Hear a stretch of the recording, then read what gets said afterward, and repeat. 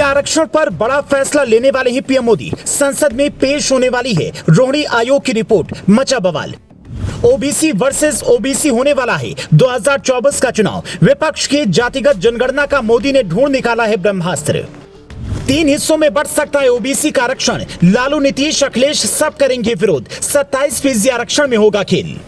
क्या मोदी सरकार आरक्षण पर कोई बड़ा फैसला लेने वाली है? राष्ट्रपति द्रौपदी मुर्मू के पास रोहिणी आयोग की एक ऐसी रिपोर्ट पहुंची है जिसे पढ़कर इसकी आशंका साफ नजर आती है। उस रिपोर्ट में क्या लिखा है जिससे लालू, नीतीश, तेजस्वी, अखिलेश सब परेशान होंगे? ये जानना इस देश के हर वोटर्स के लिए जरूरी है। अगर आप ओबीसी कैटेगरी में आते हैं तब ये रिपोर्ट बिल्कुल आखिर तक देखिएगा, क्योंकि आपको मिलने वाला 27% आरक्षण हो सकता है 3 हिस्सों में बढ़ जाए, या फिर जो अति पिछड़े लोग हैं उन्हें अतिरिक्त आरक्षण मिल जाए। ऐसी चर्चा भी है कि संसद के विशेष सत्र में मोदी सरकार इससे जुड़ा नियम ला सकती है और अलग चुनाव ओबीसी वर्सेस ओबीसी हो जाएगा। इसका मतलब यह हुआ कि विपक्ष के बड़े नेता जो जातिगत जनगणना की मांग कर रहे हैं, उनके सामने मोदी सरकार ओबीसी आरक्षण वाला ब्रह्मास्त्र चलेगी।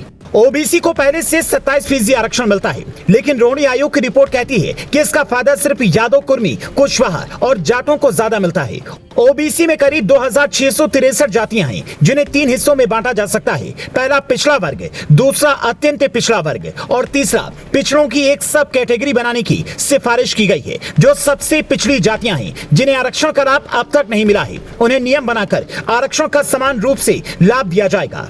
यही वजह है कि हमेशा आरक्षण को लेकर मुखर रहने वाले मोहन भागवत ने इस बार कहा कि जब तक असमानता दूर नहीं होती आरक्षण खत्म नहीं होना चाहिए। दिल्ली हाई कोर्ट की मुख्य न्यायाधीश जी रोहिणी की अध्यक्षता वाली आयोग की रिपोर्ट अगर मोदी सरकार लागू करती है तो फिर इस देश में ओबीसी में भी बंटवारा हो जाएगा। इस देश में ओबीसी का वोट बैंक करीब 40% है। लाल कृष्ण आडवाणी और अटल बिहारी वाजपेयी के दौर में जब मंडल कमीशन आया था और पिछड़ों के आरक्षण पर मुहर लगी थी, तब बीजेपी ने हिंदुत्व के मुद्दे को हवा देकर सरकार बनाई थी।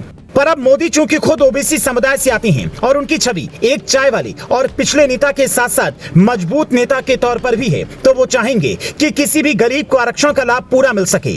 यूपी और बिहार में बीजेपी ने गैर यादव ओबीसी कार्ड चला, क्योंकि यहाँ पर लालू और अखिलेश का कोर वोट बैंक यादव है, जबकि बाकी राज्यों में बीजेपी खुलकर ओबीसी दांव खेल रही है।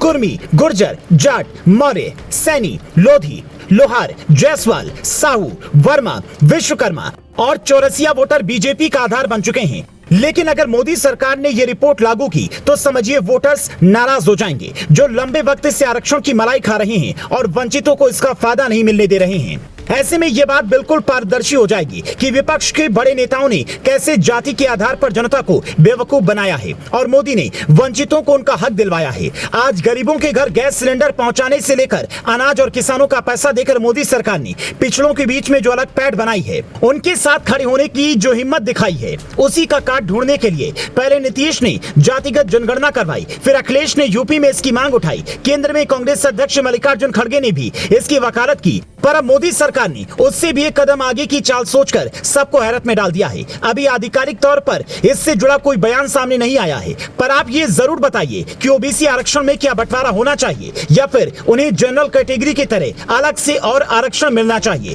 ताकि जो पिछड़ा वर्ग है वो बराबरी पर आकर खड़ा हो सके। कमेंट में जरूर बताएं और उन लोगों तक ये रिपोर्ट जरूर पहुंचाएं जिन्हें लगता है कि बीजेपी सरकार आरक्षण विरोधी है।